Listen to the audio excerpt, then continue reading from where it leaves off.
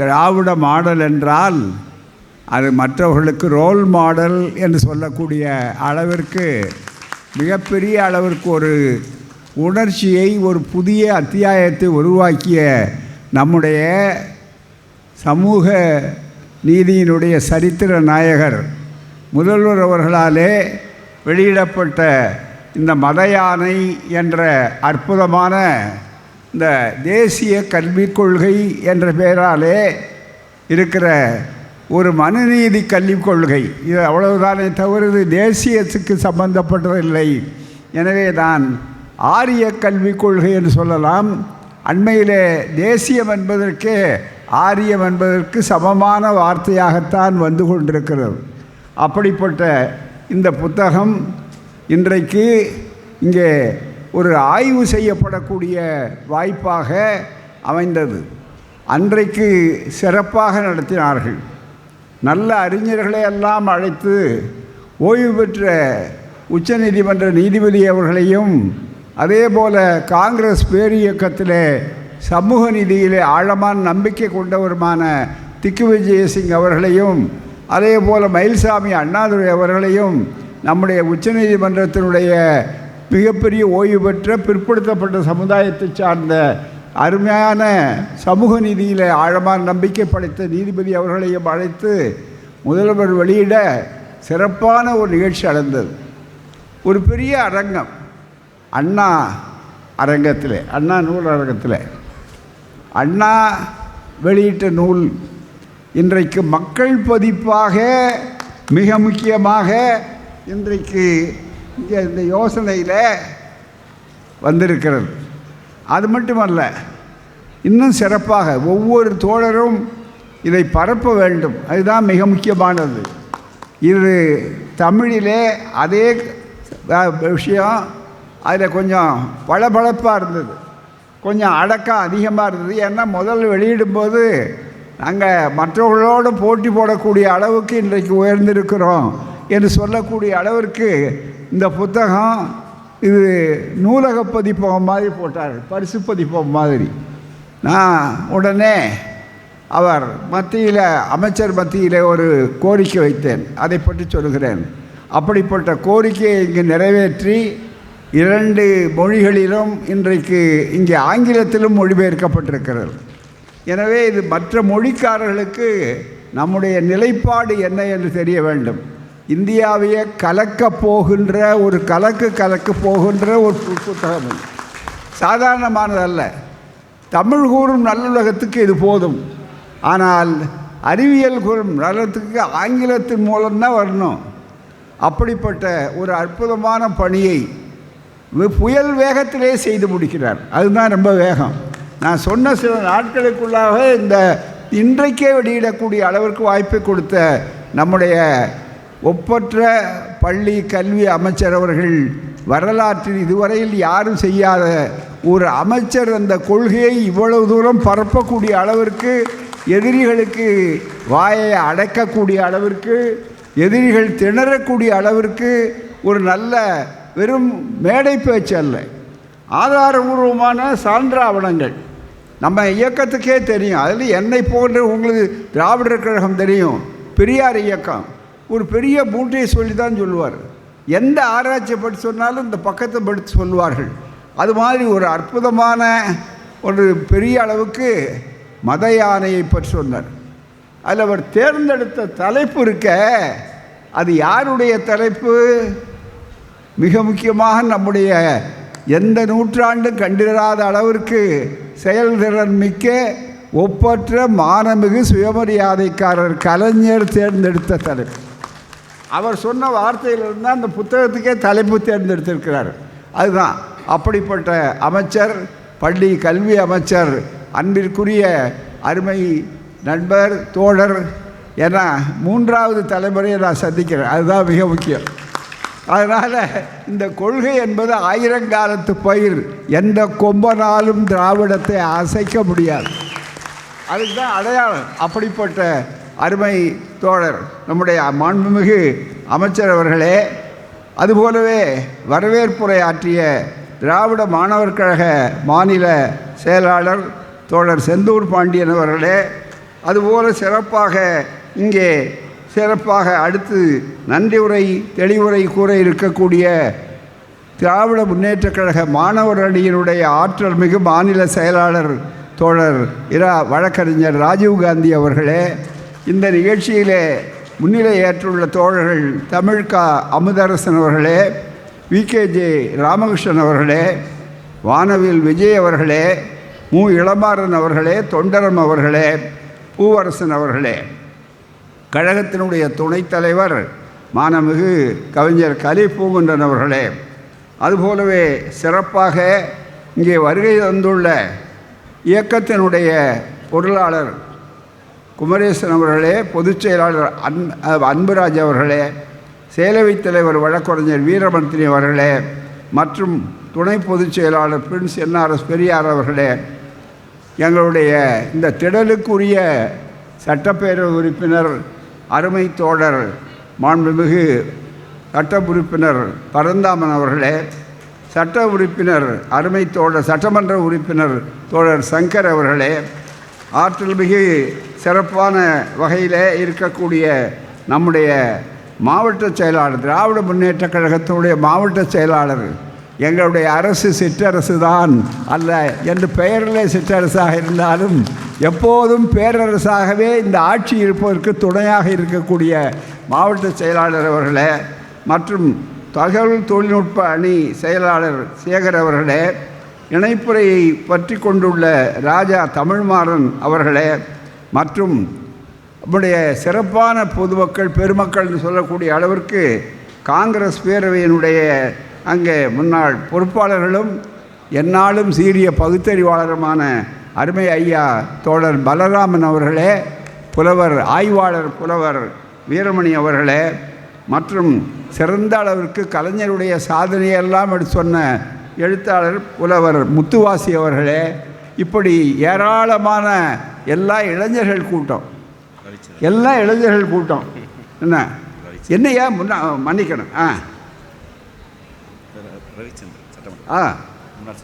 தோழர்கள் ரவிச்சந்திரன் அவர்களே, இன்னும் ஏராளமாக ஒவ்வொருத்தரையும் சொன்னால் முக்கியமானவங்க தான் எல்லாருமே, நேரம் இல்லை தோழர்கள் அவ்வளோ தூரம் இருக்கக்கூடிய அளவிற்கு அப்படிப்பட்ட ஒரு எல்லாம் இளைஞர்கள் கூட்டம். இந்த செய்தி எல்லாம் பார்த்திங்கன்னா எல்லாம் இளவட்டங்கள், இந்த இளைஞர்கள் மாணவர்கள்னு சொல்லக்கூடிய அளவிற்கு வந்திருக்காங்க. அது மட்டுமல்ல, அந்த இளைஞர்களுக்கெல்லாம் தலைமை தாங்கிற பார்த்திங்கன்னா 2 கருப்பு, அதுதான் மிக முக்கியம். இந்த பக்கம் விடாது கருப்பு அப்படின்னா அந்த விடாது கருப்புன்னு சொல்லக்கூடிய அளவில் கருப்பு தான் நியாயம் கேட்கணும்னா கருப்புடை தான் வழக்கறிஞர்கள் அணிந்து கொண்டு நீதிமன்றத்தில் எல்லாம் செல்வார்கள் மிக முக்கியமாக. அது மாதிரி நியாயம் கேட்கின்ற நாள் இது. அதனால் கல்வி அமைச்சரை கேட்குறார், இந்த உடையோடு வந்திருக்கிறார், அதுதான் மிக முக்கியம். ஆகவே தடை என்னவென்றாலும் மத யானையை பிடித்து அடக்கக்கூடிய மிகப்பெரிய கூட்டம் இந்த கூட்டம் என்பது தான் மிக முக்கியம். நீங்கள் சில பேர்லாம் வயசாகிடுச்சே, இவருக்கே வயசானவர் இவர் இளைஞர்னு சொல்கிறாருன்னா நாங்கள்லாம் இளைஞர்கள் தான், அவ்வளோதான், வேறு ஒன்றுமே இல்லை. வயதை வைத்தது இளமை போடக்கூடாது, செயலை வைத்துத்தான் இளமை போடணும். போராட்டத்துக்கு தயாராக இருக்கிறது தான் இளமை. என்றைக்கும் போராட்டத்துக்கு யார் யார் தயாராக இருக்கிறார்களோ அவள் அத்தனை பேர் இளைஞர்கள் தான். சீரிழமை திறம் வாய்ந்த தமிழ் போல, அவ்வளோதான், வேறு ஒன்றுமே கிடையாது. ஆகவே அப்படிப்பட்ட ஒரு அற்புதமான ஒரு நல்ல நிகழ்ச்சி இது. நான் சொன்னேன், ஒரு கோரிக்கை வச்சேன், எப்பவுமே அமைச்சர்கிட்ட பள்ளி கல்வி அமைச்சர்கிட்ட ஆசிரியர்கள் கோரிக்கை வைக்கிறது அன்று முதல் இன்று வரை தொடர்ந்து கொண்டிருக்கிறது போராமல். அதனால் நான் ஒரு கோரிக்கை வச்சேன், நான் ஆசிரியர் என்று தானே அழைக்கிறீர்கள். ஆகவே என்ன கோரிக்கைன்னா வேறு ஒன்றும் இல்லை, இந்த புத்தகத்தை இது கொஞ்சம் கூடுதல் விலை, அழகாக இருக்குது, அது நல்ல அட்டை போட்டிருக்கீங்க, அதை விட மக்கள் நெஞ்சில் மலிவு பதிப்புன்னார் புரட்சி கவிஞர் பாரதிதாசன் அவர்கள், பெரியார் அவர்கள். நமக்கு மலிவு பதிப்பு வேணும், மக்கள் மத்தியில் வீடு தவறாமல் போகணும், எல்லா மக்கள்கிட்டையும் பரவணும். அப்படிங்கிறதுக்காக இந்த மலிவு பதிப்பை விட்டால் நல்லா இருக்கும் என்று சொன்னேன். சொல்லி ஒரு வாரம் தான் ஆகுது, ஒரு வாரம் கூட இல்லை போகாமல் பார்த்தா இவ்வளோ பெரிய அளவிற்கு ரொம்ப அற்புதமாக சொல்லிட்டார். அதை விட எனக்கு ரொம்ப மகிழ்ச்சியில் எல்லையில்லாத போனஸ் மகிழ்ச்சி என்னன்னா, இந்த நான் சொன்ன மாதிரி ஆங்கிலத்தில் இதுதான் அண்ணா வழியில் அயராது உழைப்போம் முதல்ல எடுத்தார் போராமல். அண்ணா தான் இருமொழி கொள்கை எடுத்து சொன்னார். இங்கே மும்மொழிக்கு வேலையே இல்லை, அதுதான் மிக முக்கியம். தமிழ் ஆங்கிலம் இவ்வளவு போதும். இது தவிர இதுக்கு வேறு இடத்துக்கு போக வேண்டிய அவசியமே கிடையாது. ஆகவே தான் மத யானை, அவ்வளோதான். மிகப்பெரிய அளவுக்கு அதான் மிகப்பெரிய அளவிற்கு அந்த வாய்ப்புகளே காட்டியிருக்கிறார்கள். பொதுவாக மத யானையில் கலைஞர் சொன்ன ஓமை இருக்குது பாருங்கள், ரொம்ப ஆழமான உதவுமை அவர். ஏன்னா ஓமை அவர் சொன்ன மாதிரி வேறு யாராலும் சொல்ல முடியாது. ஏன்னா ஈரோட்டு குருகுலத்தில் தான் அவர் மிக முக்கியமான பயிற்சி எடுத்தவர். அப்படி சொல்லிவிட்டு அவர்கள் சொன்ன அது நிலை என்னன்னு சொன்னால், உங்களுக்கு மதம் யானை ரொம்ப பெருசு தான், ஆனால் அதனுடைய சக்தி எப்போ ஆபத்தாக வரும்னு சொன்னால், மதம் பிடிச்சா அந்த யானையை கட்டுப்படுத்த முடியாது. மத யானைக்கு என்ன ஒரு பெரிய ஆபத்து என்று சொன்னால், தன்னை தினசரி வாழ வைத்து கொண்டு தனக்கு உணவு கொடுத்து கொண்டு தன்னை கழுவி குளிப்பாட்டி எல்லா வகையிலும் பாதுகாத்து பராமரித்து கொண்டிருக்கிற அந்த யானை பாகன் இருக்கிறார் அல்லவா, அவர் தானே அவரை கவனிக்கிறவர். அந்த யானை பாதையே தூக்கி அடிக்கும் மத யானை, மதம் பிடிச்சு போனான். இன்றைக்கி அது மாதிரி தான் மக்கள் யாருக்கு ஓட்டு போட்டார்களோ அவர்களையே தூக்கி போடுற மாதிரி ஆகிவிட்டது. எனவே தான் மத யானைக்கு இங்கே இடமில்லை. மத யானையை நாம் மாற்ற வேண்டும், மத யானையை விரட்ட வேண்டும், மத யானையை அடக்க வேண்டும் என்ற அந்த உதாரணத்தை வைத்துக்கொண்டு இந்த கல்விக் கொள்கையை மிக ஆழமாக சொன்னார். நான் சொன்னேன் 3வது தலைமுறை, ஏன்னா இளைஞர்களுக்கு தெரியணும். அவருடைய தாத்தா இதில் போட்டிருக்கிறார் உள்ள, அவருக்கு தான் காணிக்கை ஆக்கியிருக்கார் இந்த புத்தகத்தை பூராமே. அம்பில் அவர்கள், அவருக்கு ஒரு தனி தகுதி என்னன்னா, திராவிட இயக்கத்தில் பெரியாரின் செல்லப்பிள்ளை, இதுதான் எல்லாராலும் ஒப்புக்கொள்ளப்பட்டது. அவர் பெரியாரின் செல்லப்பிள்ளை. இப்போ அந்த கொள்கை எந்த அளவுக்கு வளர்ந்திருக்கிறது என்பதற்கு அடையாளம் சொல்ல வேண்டுமானால், பெரியாரின் செல்லப்பிள்ளை அவர் தாத்தா, அவர் அப்பா பெரியாரின் கொள்கை பிள்ளை, மிகப்பெரிய அளவுக்கு நல்ல பிள்ளை. அவருடைய அப்பா மிகப்பெரிய அளவிற்கு பொய்யாமொழி அவர்கள். இவர் பெரியாரின் பேரன் என்று சொன்னாலும் கொள்கை பிள்ளையாக இன்றைக்கு வந்ததனுடைய விளைவு தான் இந்த மாதிரி புத்தகத்தோடு இருக்கார். வெறும் அமைச்சர்கள் புத்தகம் எழுதுறது இல்லை பூராமே. இந்த கொள்கையை இப்போ அவர் யாரும் அவர்கிட்ட விவாதம் பண்ண முடியாது. இதுதான் மிக முக்கியம். ஏன்னா எதிரிகள் வந்து விவாதம் பண்ணி பார்க்கட்டும், இந்த கொள்கை மும்மொழி திட்டமா அல்லது இதான் ஏனென்றால் இவ்வளவு சரக்கு இங்கே இருக்கும். இது சாதாரண சரக்கு இல்லை. காஞ்சிபுரம், ஈரோடு எல்லாம் கலந்து தயாரிக்கப்பட்ட சரக்கு, திருவாரூரும் சேர்ந்தது. அதுதான் மிக முக்கியம். இப்போ கடலூர் அதை பற்றி பேசுது, அவ்வளோதானே தவிர வேறு ஒன்றுமில்லை. மிகப்பெரிய அளவில் மிகப்பெரிய ஒரு வாய்ப்பை பெற்றுக்கொண்டிருக்கக்கூடிய இந்த தகவல் மக்கள் மத்தியிலே பரவ வேண்டும். இதில் நிறைய செய்திகள் இருக்குது. இப்போ என்ன பிரச்சனை, இன்றைக்கு நாட்டிலேயே இருக்கக்கூடிய பிரச்சனை அதை தான் எடுத்து சொல்லுகிறார்கள். இந்த கொள்கை, கல்விக் கொள்கை என்பது இருக்கிறத யார் உருவாக்க வேண்டும்? சுருக்கமாக சொல்கிறேன், ரொம்ப அதிக நேரம் நான் சொல்ல போவதில்லை. இந்த ஒவ்வொருவரும் இந்த புத்தகத்தை பரப்பணும். இன்னொரு வேண்டுகோள் என்னென்னா, கருத்தை சொன்னேன் நான். இந்த புத்தகம் இன்றைக்கி இவ்வளவு தோழர்கள், இளைஞர்கள் குறுகிய காலம்தான், 2-3 நாளில் தான், அது ஒரு வாரத்துக்குள்ளே ஏற்பாடாச்சு. எல்லா இடத்துலையும் அமைச்சர் வரணுங்கிறது கூட அவசியம் இல்லை. ஆனால் அமைச்சர் இருந்தார்னா இன்னும் கொஞ்சம் சிறப்பாக இருக்கும், அவ்வளோதான் தவிர. ஆனால் அவருக்கு பல பணிகள் இருக்குது எல்லா இடங்கள்லையும். ஆகவே நம்முடைய ராஜீவ்காந்தி போன்றவர்கள், திராவிட முன்னேற்றக் கழக மாணவர் அணி சிறப்பான ஏற்பாட்டை செய்திருக்கிறார்கள் தோழர்கள். அவர்களுக்கு நெஞ்சம் நிறைந்த பாராட்டுகள். திராவிடர் கழகம் தாய் கழகம், திராவிட மாணவர் கழகத்திலிருந்து தான் திராவிட முன்னேற்றக் கழகம். அதுவும் எப்படி வந்தது, பானையிலிருந்து பிறந்தது தான் திராவிட மாணவர் கழகம். ரொம்ப பேருக்கு என்னையா பானையிலிருந்து பிறந்ததுன்னு நினைப்பாங்க. குழந்தை கல்லூரியில் 2 பானை வச்சுருந்தான். என்ன பானை வச்சுருந்தான்னா, இளைஞர்களுக்கு தெரியணும் மிக முக்கியமாக. தண்ணீர் பானையில் இது பார்ப்பனர்கள் மட்டும், பிராமணர்களுக்கு மட்டும், உயர்ந்த ஜாதிக்கார மாணவர்கள் அவங்க மட்டும் இங்கே தண்ணி குடிக்கணும். மற்ற ஜாதிக்காரர்கள், கீழ் ஜாதிக்காரர்கள்னால் அந்த பானையில் தண்ணி குடிக்கக்கூடாது. அதனால் இந்த பானையில் தண்ணி குடிக்கணும்னு சொன்னாங்க. இதை கேள்விப்பட்டு முதல்ல அந்த பானையை தூக்கி போட்டு உடைச்சி எல்லாம் ஒரே பானை ஆக்கக்கூடிய அளவு தான் இன்றைக்கு மக்கள் ஒருங்கிணைந்த உருவாக்கம். அதிலிருந்து பிறந்தது தான் திராவிட மாணவர் கழகம். இந்த மாணவர் கழகம் திராவிட மாணவர்கள் நினைத்தா ஒரு ஆட்சியை கொண்டு வர முடியும் என்பதைத்தான் 65 காட்டினார். எனவே இந்த பெரிய வரலாறு இது ஒரு அணி இல்லை, இது ஒரு ஆடம்பரம் அல்ல, இது ஒன்றும் பெருமிதம் இல்லை. கொள்கை போர் நடத்தக்கூடிய இளைஞர்களை தயாரிக்கின்ற பாசறை என்று சொல்லக்கூடிய அளவிற்கு மாணவர் பாசறை. எல்லாருமே மாணவர்களாக தானே இருந்தோம். கலைஞராகட்டும் நாங்கள்லாம் மாணவர் பயிற்சி ஈரோட்டில் அந்த பயிற்சியிலிருந்து தானே இந்த கொள்கைக்கு வந்தோம். நன்றாக நீங்கள் நினைத்து பார்க்க வேண்டும். அப்படிப்பட்ட ஒரு அற்புதமான இந்த மாணவர்கள் இன்றைக்கு சிறப்பாக எப்படி இந்த புத்தகத்தை வெளியிட்டு இதை பற்றி பேசுகிறோமோ, இந்த கொள்கையை பரப்புகிறோமோ, இதே போல் இந்த புத்தகம் பரவணுங்கிறதுக்காக விற்பனைக்கு அல்ல. நாங்கள் புத்தகத்தை நம்முடைய இயக்கம் திராவிட இயக்கம் போடுவது பரப்புவது என்பது தோழர்களே ஆதாயத்திற்காக அல்ல. நன்றாக கவனிக்க வேண்டும். ஆதாயத்திற்காக அல்ல, ஆதாரத்திற்காக. அதுதான் மிக முக்கியம். இதோ இந்த கருத்து இங்கே இருக்குது பாருங்கள், மறுக்க முடியாத எப்படி சொல்லக்கூடிய அளவிற்கு சிறப்பாக இருக்குது.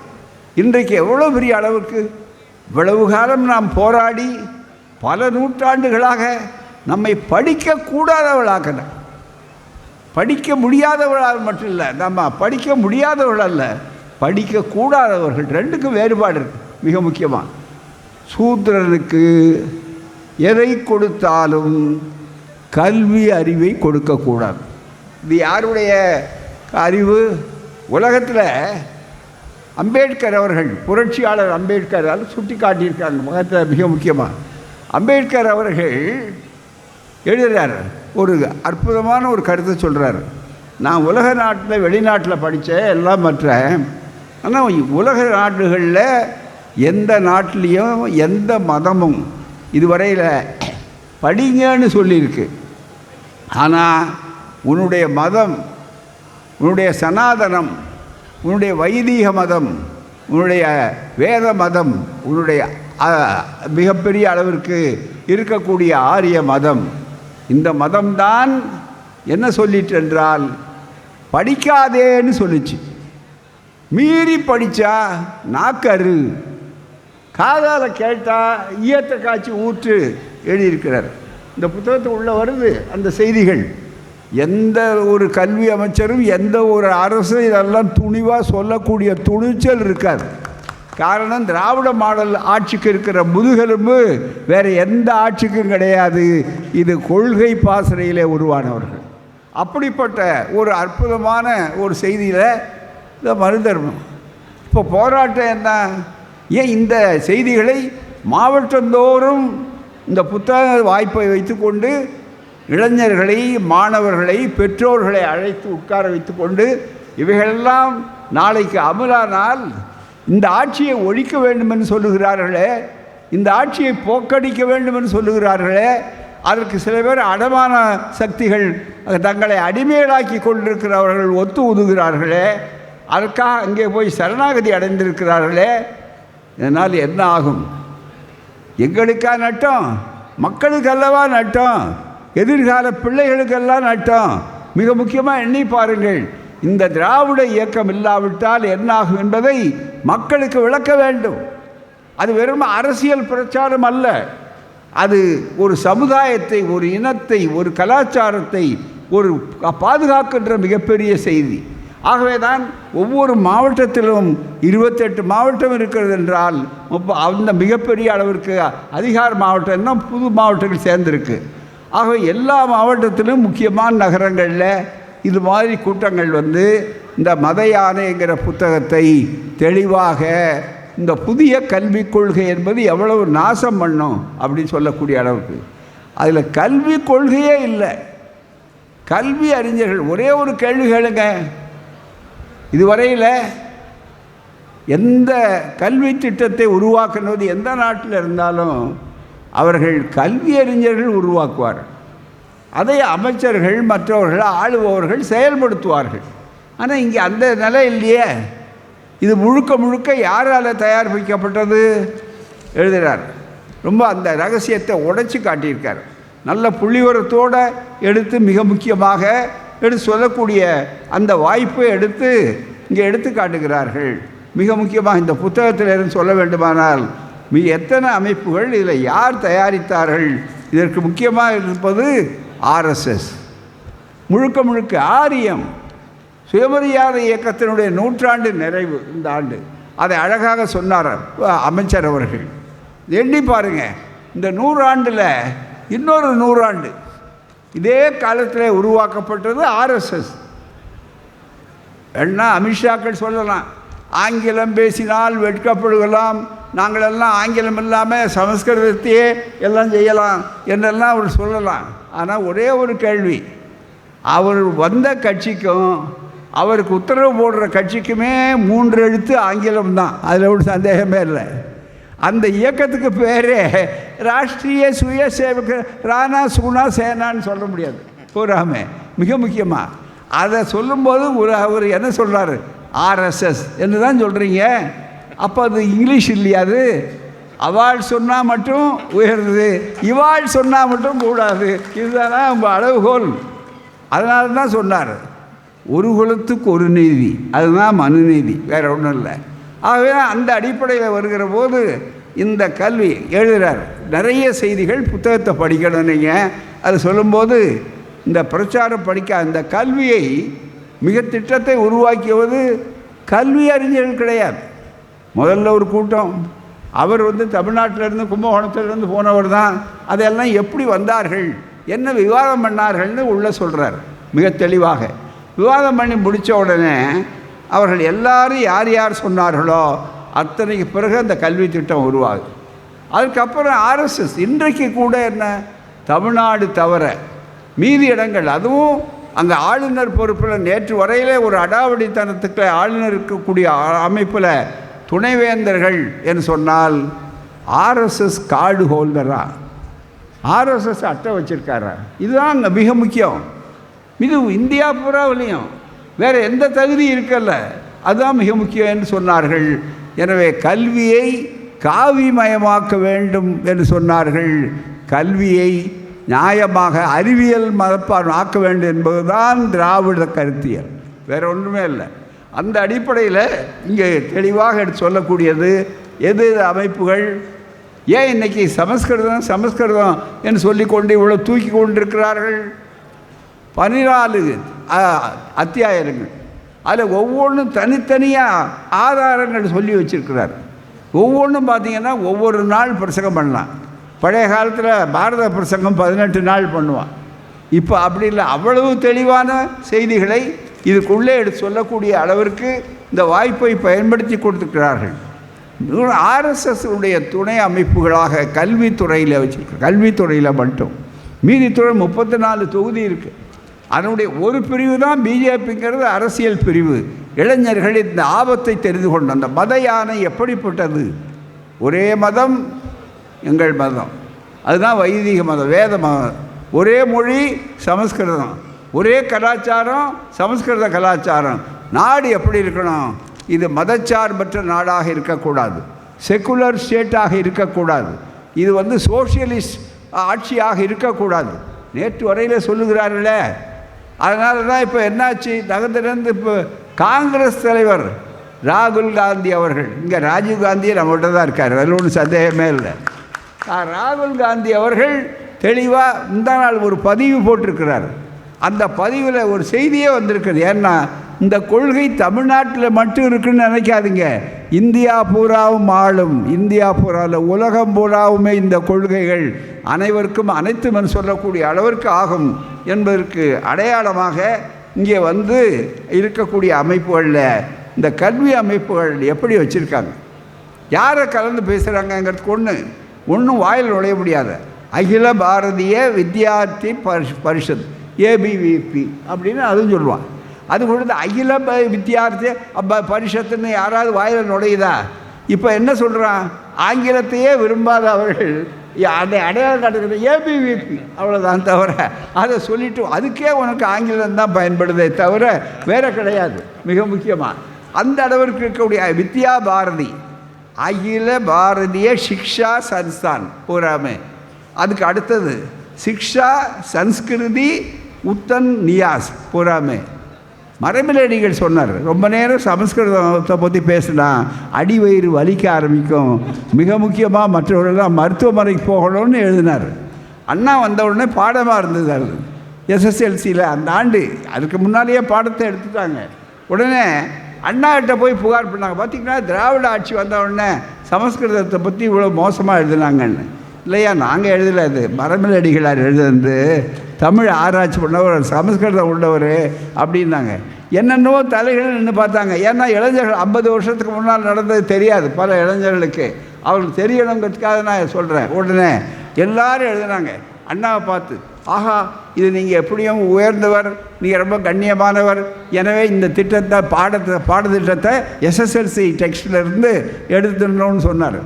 அன்றைக்கு இருந்த ஆட்சி அந்த வழியில் தான் இன்றைக்கு நம்முடைய அமைச்சர் அவர்கள் அண்ணா வழியில் அயராது உழைப்போம். அதுதான் அண்ணா வழி என்ன அப்படிங்கிறதுக்கு உதாரணம் என்னென்னா, உடனே கேட்டாங்க, சரி அது மரபிலடிகளார் எழுதிருந்து அறிவியல் பூர்வமானது, மொழியியல் பூர்வமானது, நாங்கள் எடுக்கவே மாட்டோம், ஆட்சி அதுக்காக நாங்கள் பயப்பட மாட்டோம்னு அண்ணா உறுதியாக இருந்தார். அந்த மொழி இதை பாருங்கள், நமக்கே தெரியுத.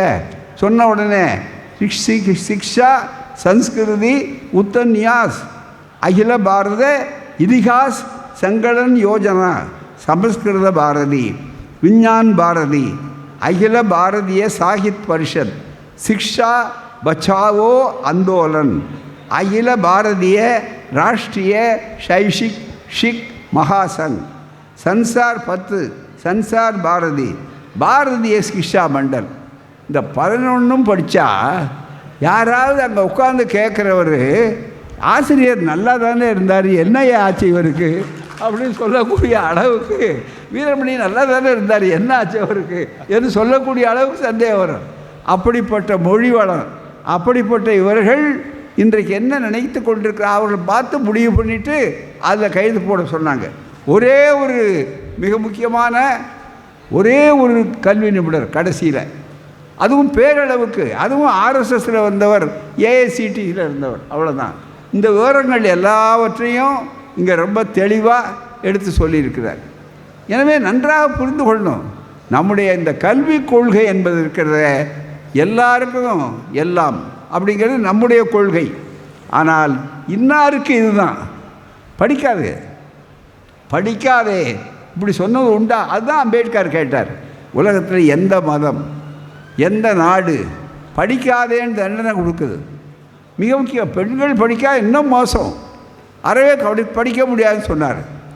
தந்தை பெரியார் சுயமரியாதை இயக்கத்தை தொடங்கிய காலத்தில் படிப்பு இந்தியாவில் தமிழ்நாட்டில் எல்லா இடங்கள்லையும் எவ்வளோ தூரம் படிச்சிடணும்? 6%.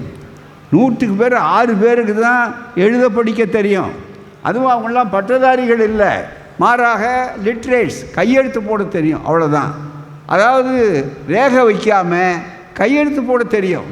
அப்படிப்பட்ட ஒரு ரேகை சமுதாயத்தை இன்றைக்கு என்ன வந்திருக்கு, திராவிட இயக்கம் வளர்ந்த காரணத்தினால உலக நாடுகளில் என்ன கொட்ட வச்சிருக்கிறார்களோ அதை அதிகமாக தாண்டி கல்வியிலே சாதனை செய்த ஒரு ஆட்சியும், அந்த ஆட்சியுடைய முதல்வரும், அவரால் ஏற்பாடு செய்யப்பட்டவர் அமைச்சரும் இன்றைக்கு இந்த கூட்டத்தை நடத்தி கொண்டிருக்கிறார்.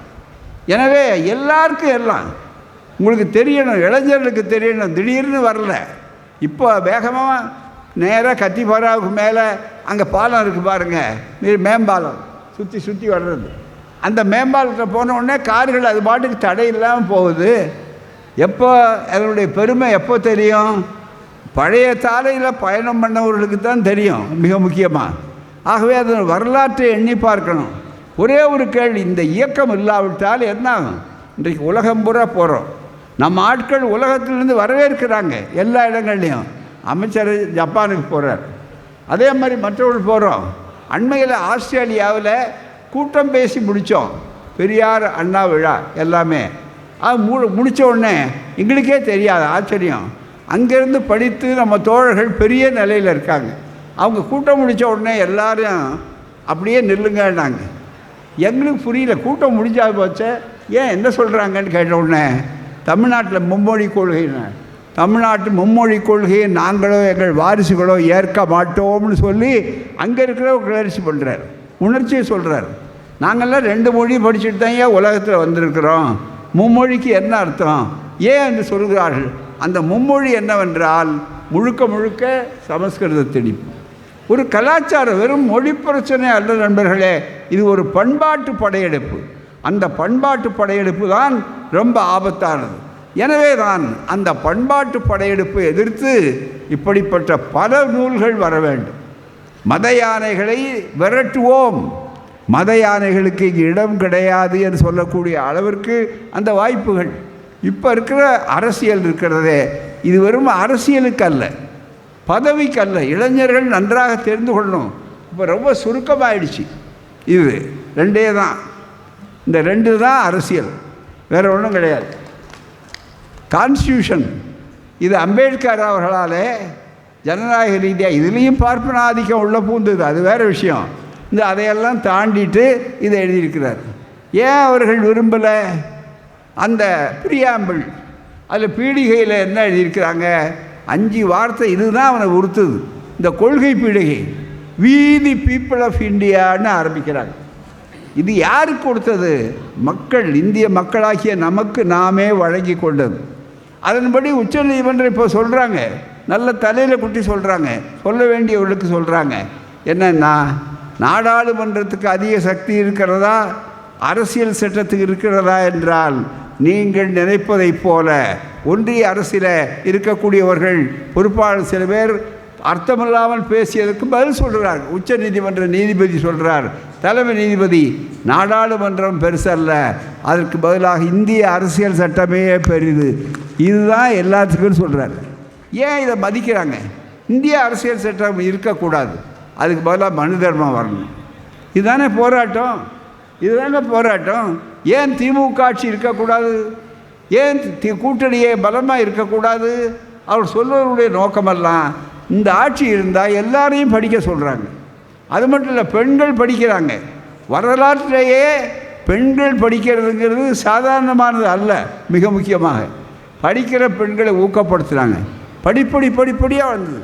8வது இலவச படிப்பு, 10வது இலவச படிப்பு, கல்லூரியில் இலவச படிப்பு எல்லாம் தாண்டி இன்றைய நம்முடைய முதல்வர் அவர்கள் எந்த எல்லைக்கு போனார்னா, சொன்னதை செய்ததோடு மட்டுமல்ல, சொல்லாததையும் செய்யக்கூடிய அளவிற்கு, கூடுதலாக சொல்லக்கூடிய அளவிற்கு சாதனை செய்தார். இப்போ எவ்வளோ பெரிய மகிழ்ச்சி, மகளிரெல்லாம் உட்கார்ந்துருக்காங்களே, தோழர்கள் மற்ற இடங்களில் சொல்லணுமே, மிகப்பெரிய அளவுக்கு ஒவ்வொருவருக்கும் 1000 ரூபா கொடுக்குறாங்க. அதில் வந்திருக்கிறதெல்லாம் தனி. ஆனால் பெண் குழந்தை பிறந்தா நான் என்ன பண்ணுறதுங்க? பழமொழி சொல்லி மூளையில் விலங்கு போட்டான். மிக முக்கியம், பெண் குழந்தையை பெண்களே வெறுக்கக்கூடிய அளவிற்கு ஒரு சமுதாயம் மனு தர்மத்தாலே உருவாக்கப்பட்டது. இதை மனு தர்மத்தினாலே உருவாக்கப்பட்டது. பெண்ணை அந்த அளவிற்கு அடிமைகளுக்கு கீழே. இன்னும் கேட்டால் கிரேடட் இன்இக்வாலிட்டி அம்பேத்கர் சொன்னார் அழகாக. தலையில் பிறந்தவன், தோளில் பிறந்தவன், தொடையில் பிறந்தவன், காலில் பிறந்தவன் எல்லாம். அதுக்கும் கீழே 5 பஞ்சமர், 5வது. அதுக்கும் கீழே ஒரு கூட்டம் இருக்குது, ஒரு பிரிவு இருக்குது. அதுதான் எல்லா ஜாதி உயர் பெண்கள். பெண்களை இவ்வளோ கொச்சைப்படுத்த ஒரு சமுதாயத்தில் ஐயோ பெண் குழந்தை பிறந்துருச்சு அப்படின்னு சொன்னான். இதுக்கு வேறு பழமொழி, எல்லாம் பெண் குழந்தையா? இன்னும் கூட சில பைத்தியக்காரன் பெண் குழந்தை ஏன் பெற்றேன்னு கேட்குறான். மிக முக்கியமாக ஏதோ அவன் பார்த்து விரும்புகிற மாதிரி.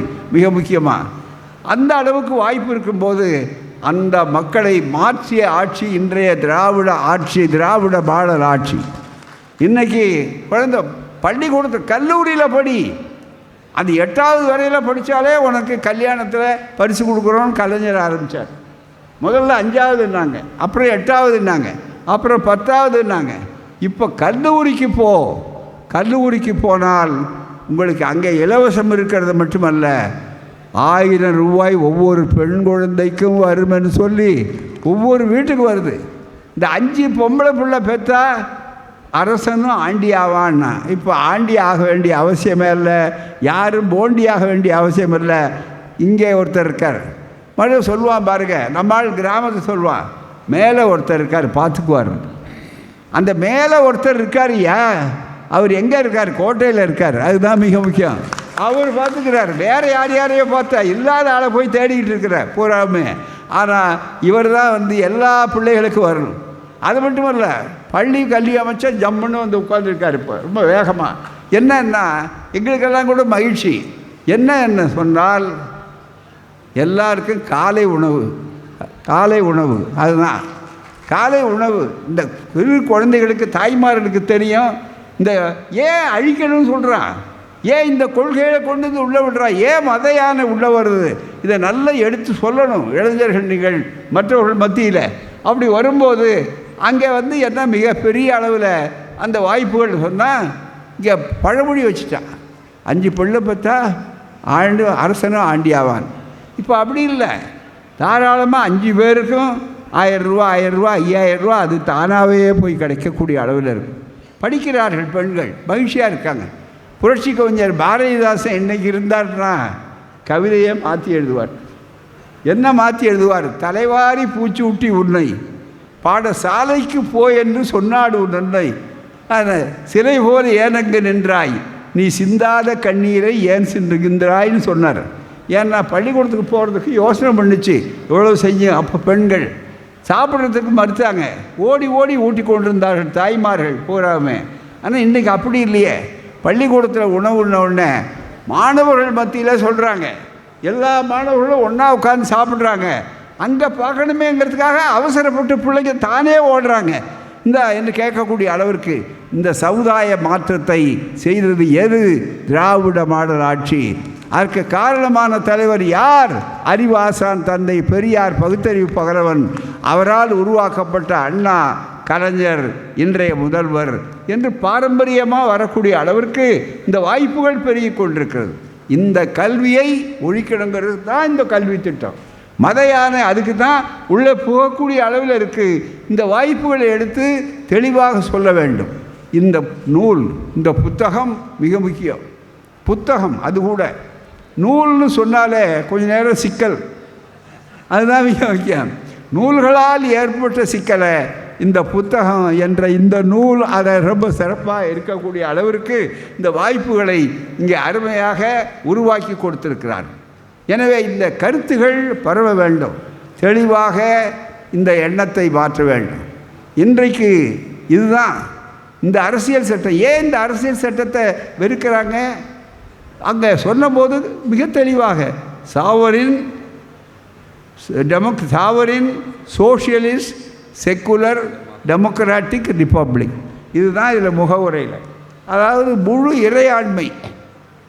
அந்த இறையாண்மைக்கு கூட என்ன பொருள் சொன்னார்கள்னா வேறு எங்கேயோடு சொன்னாங்க, சாவர்னிட்டின்னு. ஆனால் அம்பேத்கர் என்ன செய்தார்? இந்த அரசியல் சட்டம் முழுக்க குடியரசு, என் ஜனநாயக குடியரசு, சாதாரண ஜனநாயகம் அல்ல, குடியரசு, ஜனநாயக குடியரசு என்று ஆக்கினார்கள். அதுவும் எப்படிப்பட்டது? சமதர்ம, மதச்சார்பற்ற, இந்த ரெண்டையும் தூக்கி எறியணும் அப்படின்னு கோர்ட்டில் கேஸ் போடுறார். ஆர்எஸ்எஸ் நேற்று முன்னாள் சொல்கிறார். இதை ராகுல் காந்தி அதான் சொல்லிட்டு மனு தர்மம் வரணும் அப்போவே எழுதிட்டாங்க. மனு தர்மத்தை கொண்டு வந்து அரசியல் சட்டம் ஆக்காமல் இதை விடலை. இப்போ இந்த ஆட்சி தொடர்ந்தால் நல்ல வாய்ப்பாக இந்தியா கூட்டணி சென்று அவர்கள் முழு மெஜாரிட்டி வராமல் ஆக்கிறதோடு தான் இந்த அளவுக்கு தப்பிச்சிருக்கு. அவர்களுக்கு பெரும்பான்மை வந்திருந்தா இப்போ நாற்காலி அங்கே ஓட்ட 4 கால் கிடையாது, 1/4 தான் இருக்குது. அதுக்கு 3/4 யாராவது பீகாரில் வர முடியுமா, மற்றது வர முடியுமாங்கிறதுக்காக தான் போய் அங்கே முட்டு கொடுத்து கொண்டிருக்கிறார்கள். இதில் வந்திருந்தால் என்னாகும்? நாளைக்கு ஒரே ஒரு கேள்வி கேட்டு இந்தியாவுக்கே விழிப்புணர்வு கொடுக்குற ஒரே ஆட்சி திராவிட மாடல் ஆட்சி தான். இந்த ஆட்சி தான் சவால். எந்த கல்வி அமைச்சரும் இவ்வளவு பகிரங்கமாக ஒரு ஆட்சியில் முதல்வர் வெளியிட்டு இவ்வளோ சொல்லக்கூடிய அளவிற்கு அதை எக்ஸ்போர்ட் பண்ண முடியாது. மிக முக்கியமாக அதுவும் என்ன, அவங்க ஒன்றும் தவறாக சொல்லலை. ரொம்ப மோசமாச்சுன்னா என்ன சொல்லுவாங்க டாக்டர்கள்? ஸ்கேன் எடுத்து பாருங்கள், ஒரு ஸ்கேன் கொண்டு வாங்கன்னு. டாக்டர்கள் சொல்கிறத விட இப்போ நம்மளே சொல்லுவாங்க, சார் எல்லாம் பார்த்துட்டீங்களா, எதுக்கும் ஒரு ஸ்கேன் எடுத்துருக்கல. யார்? இவரே சொல்கிறார், ஒரு ஸ்கேன் எடுத்து பாருங்களேன் சார்னார். அது மாதிரி கல்விக் கொள்கையை ஸ்கேன் பண்ண டாக்டர் இங்கே இருக்கிறார். அதுதான் மிக முக்கியம்.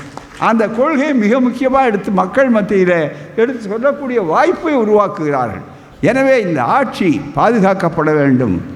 முதல்வர் ஸ்டாலினுக்காக அல்ல, திராவிட கட்சிக்காக அல்ல, திராவிட முன்னேற்ற கழகத்துக்காக அல்ல, எங்களுக்காக. நண்பர்களே, பொதுமக்கள் மத்தியில் சொல்லணும், உங்கள் பேர பிள்ளைகளுடைய மான வாழ்வுக்கும் உரிமை வாழ்வுக்குமாக இந்த ஆட்சி காப்பாற்றப்பட வேண்டும்.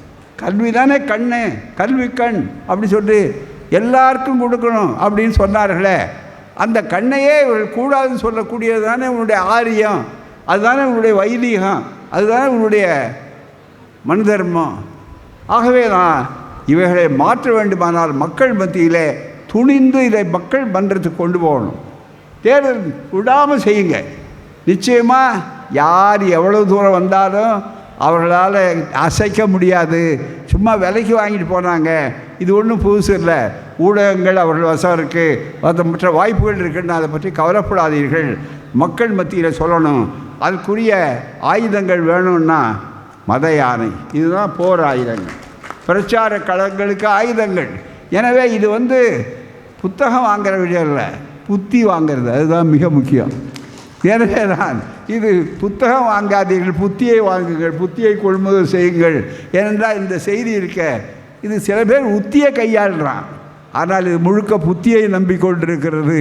ஆகவே இந்த உத்திகளை எடுத்து சொல்லி புத்திகளை மக்கள் மத்தியில் பரப்பிய நம்முடைய அருமை நம்முடைய மகேஷ் அவர்களுக்கு, அம்பிகா அவர்களுக்கு, இந்த மூன்றாவது தலைமுறையான கொள்கை பாரம்பரிய ஒரு கூட்டு குடும்பத்தினுடைய சிறப்பான வகையில் அவர்களுக்கு துணை நிற்கின்ற தோழர்களுக்கும் அவர்களை இவ்வளவு தைரியப்படுத்தி ஆளாக்கி தன்னுடைய ஆசான் என்று அவர் எங்கும் நன்றி உணர்ச்சியோடு தவறாமல் சொல்லக்கூடிய அளவில் இருக்கக்கூடிய ஒருவர் நம்முடைய ஒப்பற்ற முதல்வர். அனந்தனம் தன்னுடைய உழைப்பை கொடுத்து கொண்டிருக்கிற முதல்வர், வேறு எவராலும் காண முடியாத முதல்வர். மற்றவர்கள் அண்மையில் கூட ஒரு புத்தகம் வந்திருக்கிற நண்பர்களே, அன்ஈக்குவல்னு ஒரு அம்மையார் மிகப்பெரிய அளவுக்கு ஆய்வு செய்து எழுதியிருக்கிறார். அதில் இந்தியாவுடைய மற்ற நாடுகளோடு அவர் ஒப்பிட்டிருக்கிறார். இலங்கை, பங்களாதேஷ், நேபாளம் இதெல்லாம் கொஞ்சம் முன்னால் இருக்கிற நாடுகள் மாதிரி பல இடங்கள் இருக்குது. அதை ஒப்பிட்டு விட்டு சொல்கிறார், இந்தியா அதை பார்க்கும்போது ரொம்ப இடத்துல பின்தங்கி இருக்குது, ஆனால் அதுக்கு விதிவிலக்காக 2 மாநிலம் இருக்குது. அதுதான் ஒன்று தமிழ்நாடு, இன்னொன்று கேரளம். காரணம் என்னவென்று சொன்னால் இந்த மாடல் சாதாரணமல்ல, சூப்பர் மாடல்னு சொல்கிறார். அதுதான் மிக முக்கியம், சூப்பர் மாடல் என்ற வார்த்தையை பயன்படுத்துகிறார். எனவே கல்வியில் இதுதான் முன்னாடி இருக்குது, மருத்துவத்தில் இதுதான் முன்னாடி இருக்குது, சமூக நலன் சார்ந்ததில் இருக்குது, ஜாதி ஒழிப்பில் இதுதான் முன்னாடி இருக்குது. சின்ன சின்ன விஷமாக பண்ணுவான், சின்ன விஷமம், அதெல்லாம் நம்ம மாணவர்கள் எடுத்து சொல்லணும். அவங்கள இன்றைக்கி ஊடகங்களாக இருக்கிற கூட இப்போ கூட பாருங்கள், ரொம்ப மோசமான ஒரு நிகழ்ச்சி ஸ்ரீவில்லிபுத்தூரில் நடந்திருக்கு. அங்கே யாரோ 2 பேர் குடிச்சு விட்டு இந்த அர்ச்சகராக இருக்கவன் ஆடுறான்னு சொல்லக்கூடிய அளவுக்கு தொலைக்காட்சியில் வந்தது. உடனே என்ன சொல்கிறான், கீழே 2 நாள் கழித்து யோசனை பண்ணியிருக்கான். ஏன்னா மாநாடு ஒன்றும் பயன்படலை, முருகன் ஒன்றும் கை கொடுக்கலன்னு ஒன்று வேறு கடை கொடுத்தாது போகலாமான்னு சொல்லி அங்கே போய் என்ன கண்டிருக்காருன்னா, இது இந்த அனைத்து சாதியினரும் அர்ச்சகர்னு சொல்லி நியமனம் கொடுத்தாரு பாருங்க, அவரில் ஒருத்தர் 4 பேர் ஆடியிருக்கான், 3 பேர் அந்த நியமனம் வாங்கின வரல, 3 பேர் மேற்படியான், அதில் ஒன்றும் சந்தேகமே இல்லை. மிகப்பெரிய அளவில் அவன் போய் அங்கே போய் நின்றுட்டு இங்கே சொல்கிறான். சரி என்னையா, அதான் எவ்வளவு சன்னமான விஷமாக வைக்கிறான் பாருங்க. ஊடகத்தில் ரொம்ப ஆராய்ச்சி பண்ணி கண்டுபிடிச்சிருக்கார், தேடி பிடிச்சி இந்த ஆவணமெல்லாம் எடுத்து பிடிச்சிக்கிட்டு அங்கே போயிருக்கார். அவனே நான் ஒரே ஒரு கேள்வி கேட்குறேன், சரி 4 பேருமே இருக்கட்டும், அவரே நியமனம் பண்ணதாக இருக்கட்டும், நியமனம் பண்ணதில் தப்பு பண்ணுவான்னு இருக்கட்டும் ஒரு பக்கம், நான் ஒரு கேள்வி கேட்குறேன், அதுக்கு பதில் சொல்லிட்டு அந்த ஊடகத்துக்காரங்க மற்ற எல்லாரும் வேற இல்லை. காஞ்சிபுரம் ஞாபகம் இருக்கா, அண்ணா ஊர், அங்கே ஒரு கோயில் ஞாபகம் இருக்கா, அது தேவநாதன் ஒருத்தர் இருக்காரா, அவர் என்ன பண்ணார் கேள்வி, அவர் யாரால் நியமிக்கப்பட்டவர், அவர் யாரால் நியமிக்கப்பட்டவர், அது என்ன அப்போ ஸ்டாலின் ஆட்சியாக இருந்தது, அப்போ திராவிட இயக்கமாக இருந்தது. நல்லா நீங்கள் நினச்சி பார்க்கணும். ஏட்டா எங்ககிட்ட போய் கேள்வி கேட்குறிய, இந்த நாட்டில் கேள்வி கேட்கறதுக்கு ஒரு அறிவை சொல்லி கொடுத்ததே இந்த இயக்கம், இதுதான் குரு. ஆகவே அப்படிப்பட்ட ஒரு இயக்கம் அது மக்கள் மத்தியில் இந்த கருத்தை பரப்பிக்கொண்டிருக்கிறது. எனவே தான் இந்த பணி ஓங்கட்டும், இந்த பிரச்சாரம் பாயட்டும். புயல் போல் சூறாவளியாக நிற்கட்டும், திராவிடம் வெல்லட்டும், என்றைக்கு வரலாறு அதை சொல்லட்டும். நன்றி, வணக்கம்.